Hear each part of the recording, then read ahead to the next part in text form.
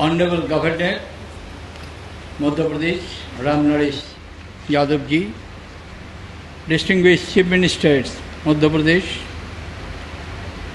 Sri Shivraj Singh Chauhan ji, Professor D.P. Agarwal, Chairman UPSC, V. Narayan Swamy, Union Minister for Personnel and Public Grievances, Professor Lakshmikant Sharma, Minister Technical Education, Training, Government of Madhya Pradesh, Sri Mahendra Hardia, Minister of State for Technical Education and Training, Government of Madhya Pradesh, Suresh Pachuri, former Union Minister, Professor Piyush Trivedi, Vice Chancellor, Rajiv Gandhi Proudyogiki Vishwavidyalaya, members of the Academic Council, Executive Council, faculty, recipients of degree, awards, medals, distinguished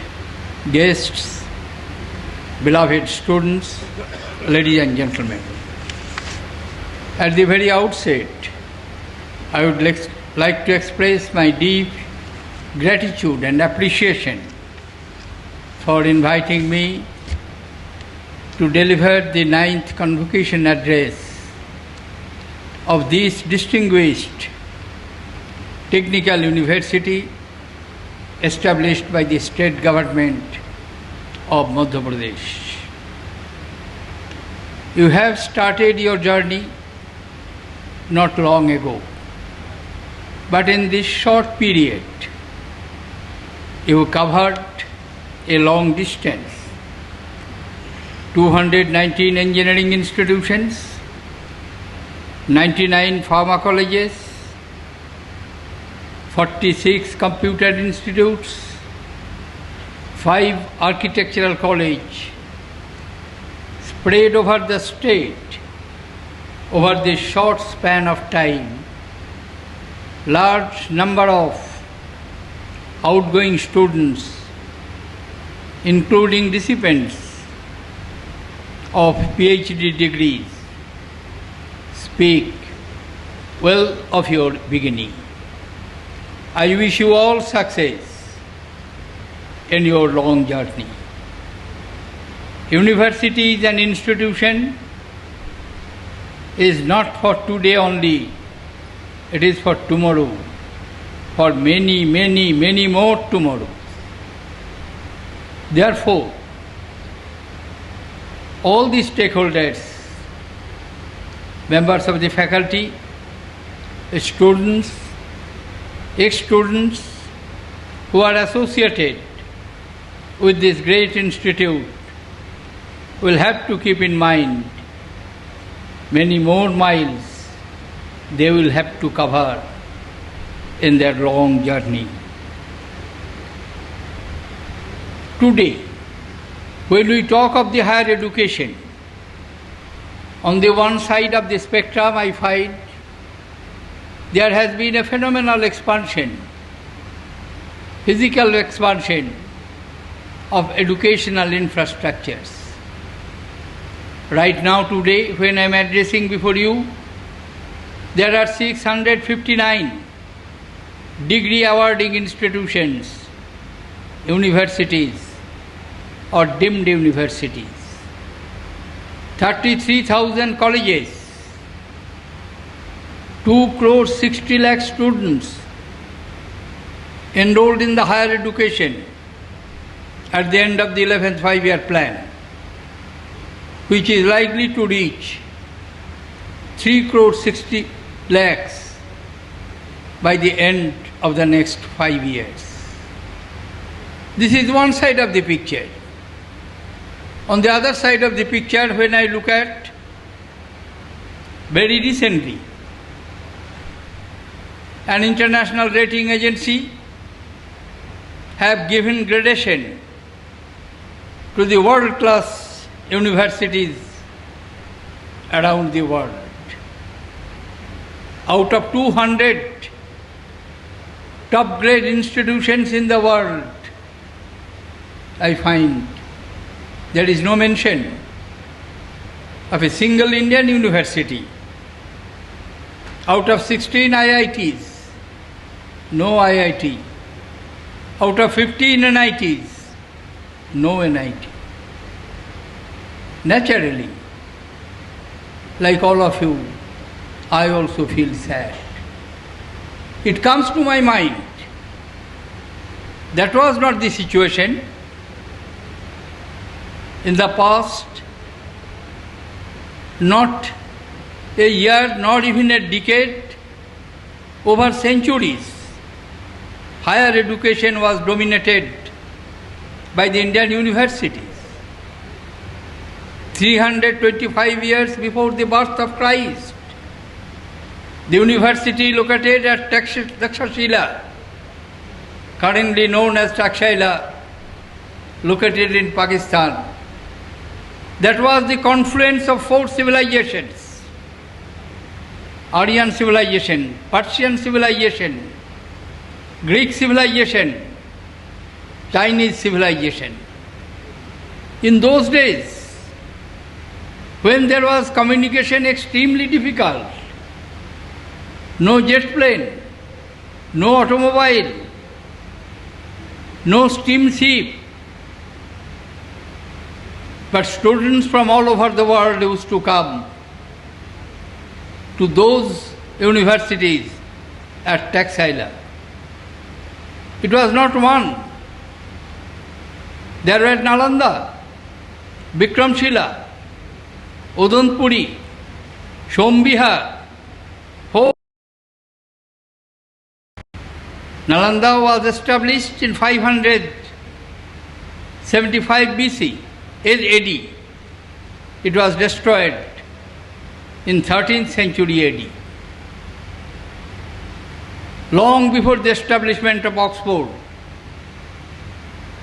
Al-Azhar of Cairo, first Western university, Bologna in Italy, not to speak of Harvard, Cambridge, MIT, Columbia, which came much later.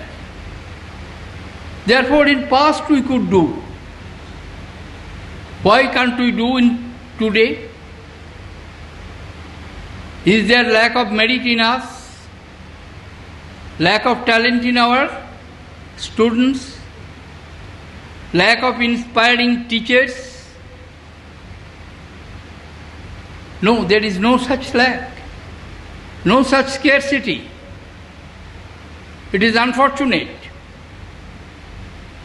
that when India was not free, in the 1930s, in colonial era, Indian scientist C.V. Raman, while teaching in the Calcutta University, could obtain Nobel Prize in Physics.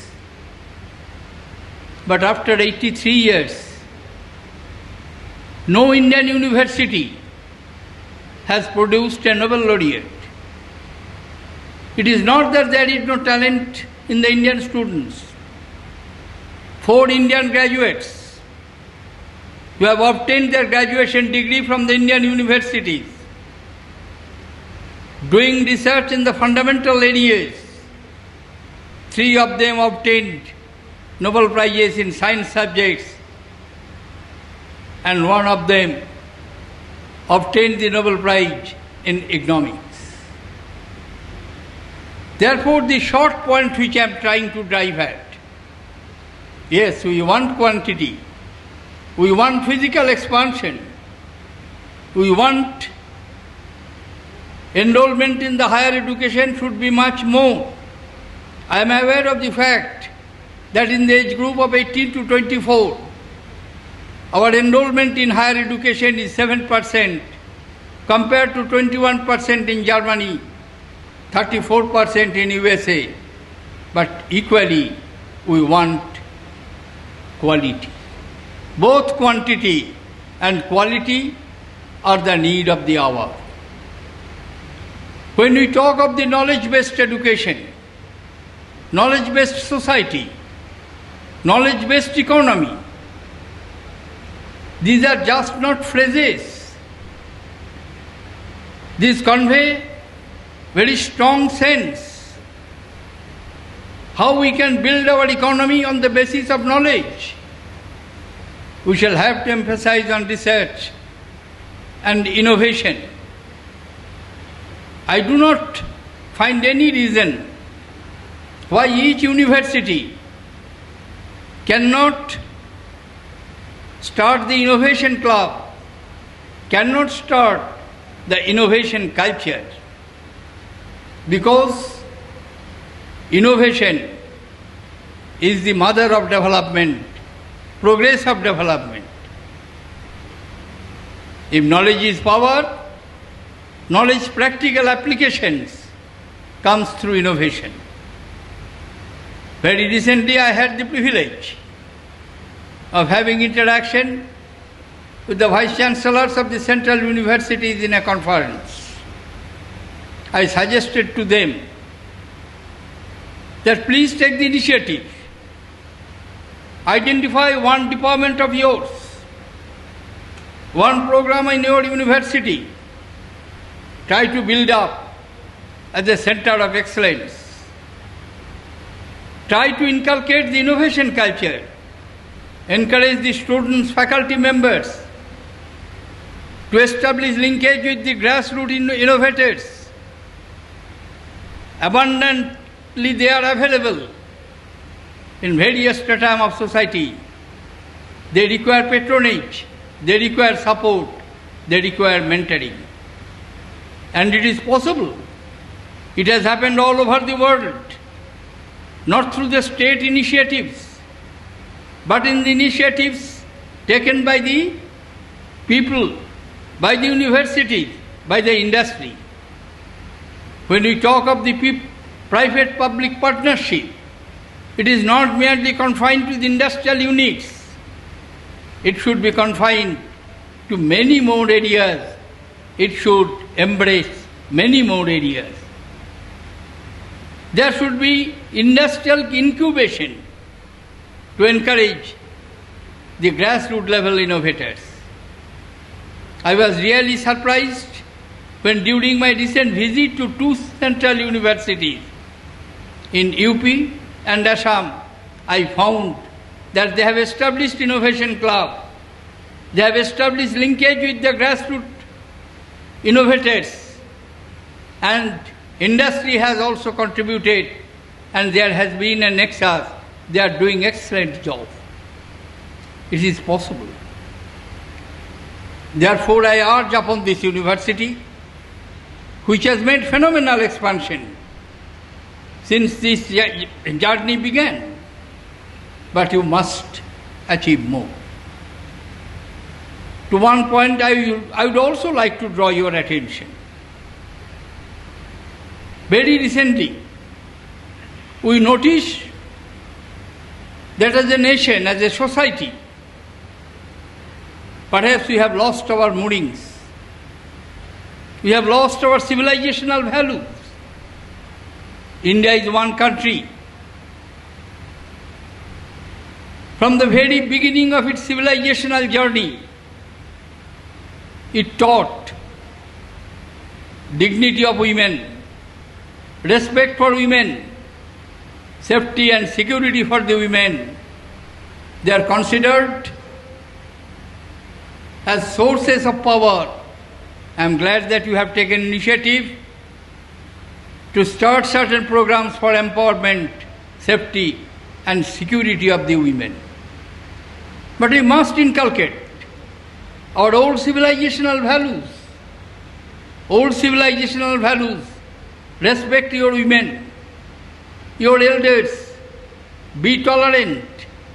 Be sincere. Be honest. Be dedicated.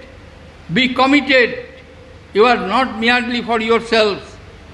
You are for all. The old gurus, at the end of the teaching period, the parting advice which they used to give to their graduates, it was a long advice. But I would like to repeat, only 3 ingredients of that advice, which speak of the essential ingredient of our civilizational values.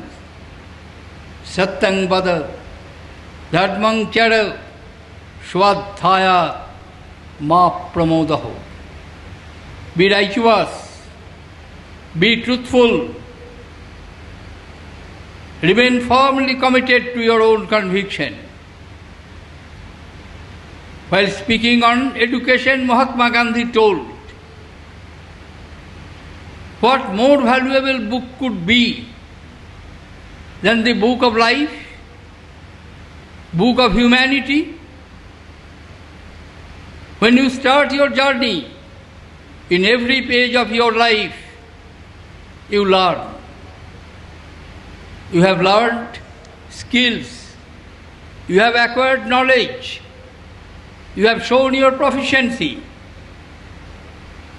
Because of your academic excellence, you have obtained degrees. And when you are leaving the portal of your alma mater, entering into the outer world, it is quite natural. On this occasion, you will feel that perhaps you are alone. There will be no more advice of your teachers, guidance of your seniors, patronizing care of your alma mater. You will have to take decision on your own. But don't be nervous. Don't feel second.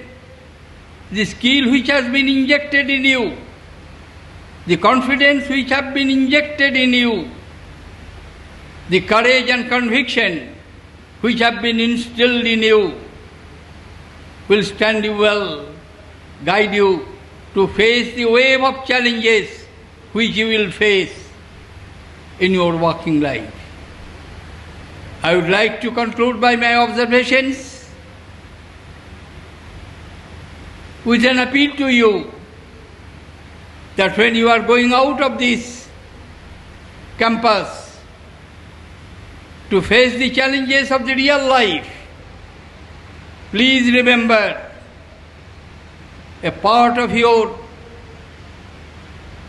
achievements are not solely because of you, but because of the contribution of society which has built up this institution, which have engaged the teachers, which have provided you the facilities, and you have some obligation towards that society, towards the country which have invested in you. Please remember that. I wish you all success in your onward journey. Thank you, ladies and gentlemen. Jai Hind.